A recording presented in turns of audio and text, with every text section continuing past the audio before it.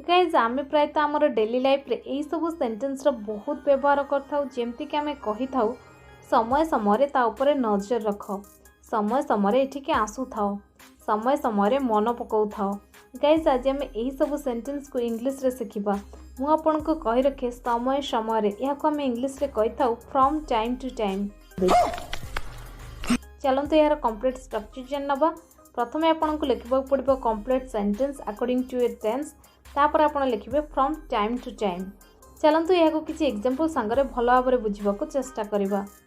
समय समय खाउ थाओ, keep eating from time to time, keep eating from time to time.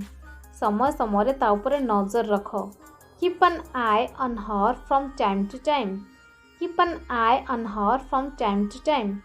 समय समय टीवी देखो, keep watching TV from time to time, keep watching TV from time to time. समय समय खेलु थाओ, keep playing from time to time, keep playing from time to time. समय समय एठिके आसु थाओ, keep coming here from time to time, keep coming here from time to time.